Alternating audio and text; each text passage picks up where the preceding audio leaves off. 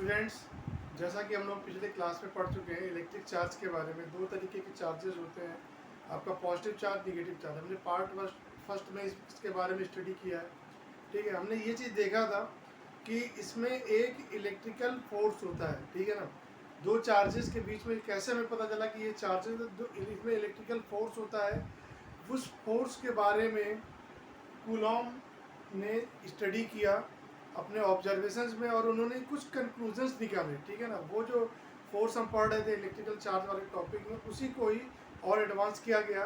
तो कूलॉम ने इस फोर्स से रिलेटेड कुछ कॉन्सेप्ट निकाले। पहला जो ऑब्जर्वेशन कूलॉम का था वो ये था कि दो point charges suppose that Q1 charge and Q2 charge. ठीक है ना, दो ऐसे चार्जेस जिनका मास नेग्लेजिबल हो, बिल्कुल पॉइंट की तरह हो।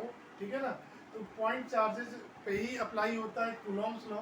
उन्होंने देखा अपने ऑब्जर्वेशन में कि दो चार्जेस के बीच में ये जो फोर्स है ये वेरी होता है, चेंज होता है inversely.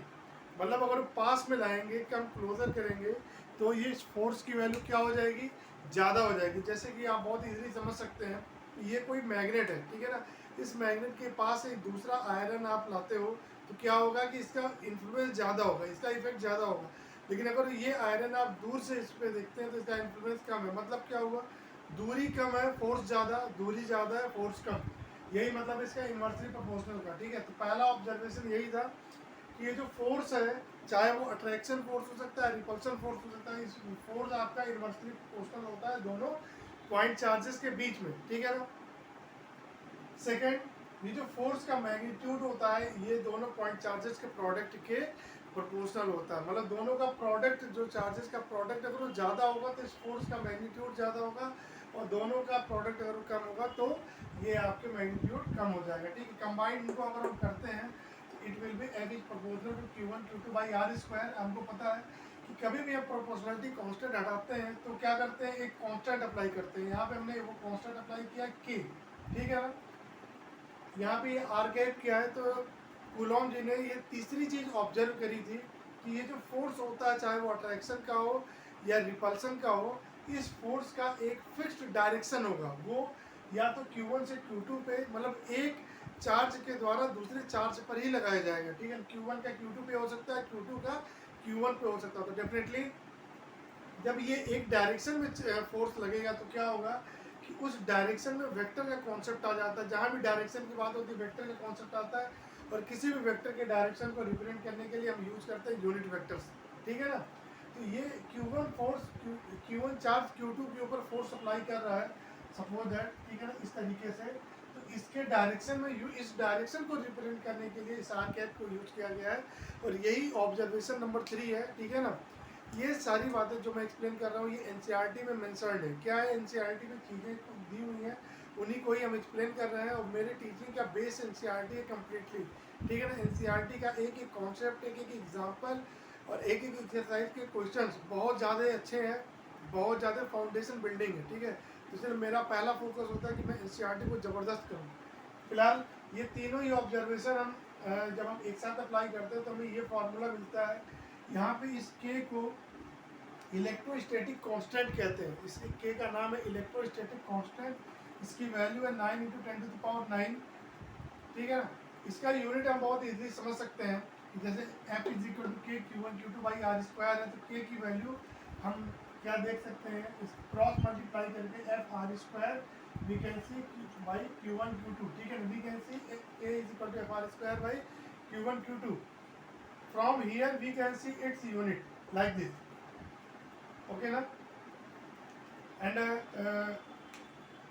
yes, this K is also equal to 1/4 pi epsilon naught, where epsilon naught is the electrical permittivity। epsilon naught क्या है, इलेक्ट्रिकल परमिटिविटी, ये भी एक टर्म होता है, और ये वैल्यू इसकी चीज़ों को पुट करते हैं 4 पाई 22/7, इस वैल्यू को यहाँ पुट करते हैं तो epsilon naught की value 8.854 × 10⁻12 coulomb square by newton metre square. ठीक है ना, आप देख सकते हैं कि के और एप्सिलॉन नॉट की यूनिट्स आपस में इन्वर्स हैं। ओके, एक मन में क्वेश्चन बनता है कि कहाँ से ये वैल्यू 9 × 10⁹ आई, इस के की वैल्यू कहाँ से आई। तो इसको हम ऐसे समझेंगे कि अगर जो हम दोनों चार्जेस, ये जो दोनों पॉइंट चार्जेस, इनकी वैल्यू हम 1 कूलॉम मान लेते हैं। दोनों के बीच में डिस्टेंस हम मान लेते हैं 1 मीटर, और हम ये मानते हैं कि दोनों के बीच में फोर्स हमारा ये उस समय ये जो फोर्स, जो भी फोर्स होएगा वो के बराबर होगा, ठीक है ना। तो ये जो फोर्स है यही आपका 9 × 10⁹ होगा, जो कि आपकी के की वैल्यू हो जाएगी। Is it okay round? ठीक है, तो यहाँ से ये के की वैल्यू हो गई, ये आपका कंप्लीटली कूलॉम लॉ हो गया, ठीक है।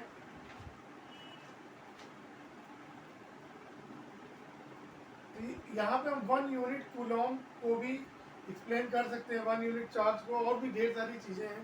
तो ये टॉपिक आगे बढ़ता जाएगा, ठीक है ना। जैसे जैसे करके हम और पार्ट्स देखेंगे तो वैसे वैसे चीज़ें हम इसको आगे देखेंगे। तो ये इतनी फिलहाल थियरी थी, इस पर बेस्ड न्यूमेरिकल जो है आपके एक्सरसाइज में दिया हुआ है।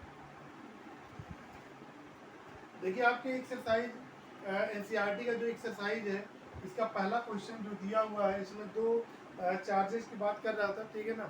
Q1 Q2 2 × 10⁻⁷ कूलॉम 3 × 10⁻, ये दो तरीके के चार्जेस थे, और इसके बीच में आपको फोर्स कैलकुलेट करना था, ठीक है। इनके बीच का डिस्टेंस 30 सेंटीमीटर दिया गया है।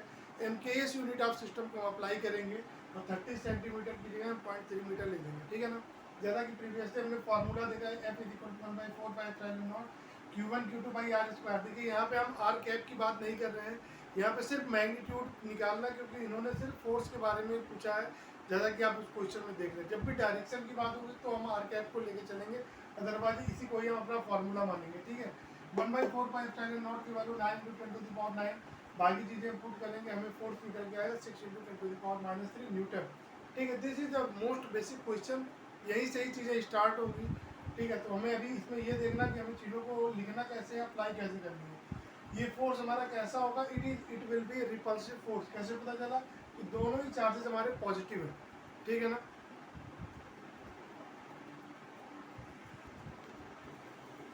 देखिए एनसीईआरटी का जो दूसरा क्वेश्चन है, उस क्वेश्चन में फोर्स की वैल्यू दे दी है, ठीक है ना। फोर्स की वैल्यू दे दी है 0.2 न्यूटन। चार्ज पहला Q1 दे दिया 0.4 माइक्रो कूलॉम, सेकेंड चार्ज दे दिया -0.8 माइक्रो कूलॉम, ठीक है। माइक्रो कूलॉम को डायरेक्टली यूज नहीं करेंगे, इसको कन्वर्ट करेंगे इस तरीके से, ठीक है ना। अब देखिए ये जो फार्मूला हमारा प्रीवियस वाला था, इस फार्मूले में हमें आर की वैल्यू निकालनी है, तो r² को एक्सचेंज कर देंगे r² और f में, ठीक है ना। ये वैल्यू पुट कर दिया, तो जब ये सारी वैल्यू पुट करेंगे तो हमें r² की वैल्यू ये मिलेगी, जिसको हम फाइनली r = 0.12 मीटर कह देंगे, ठीक है ना। इसका सेकेंड पार्ट भी है, सेकेंड पार्ट में ये कहते हैं कि what is the force on second sphere. तो डेफिनेटली जितना फोर्स ये उसके ऊपर अप्लाई कर रहा है, ठीक है ना, उतना ही इक्वल अमाउंट में फोर्स दूसरा वाला स्फीयर भी इसके ऊपर अप्लाई करेगा। तो डेफिनेटली ये 0.2 न्यूटन का फोर्स अगर एक स्फीयर दूसरे पे कर रहा है, तो दूसरा वाला भी इतना ही अप्लाई करेगा इसको। ये था आपका कूलॉम्स लॉ।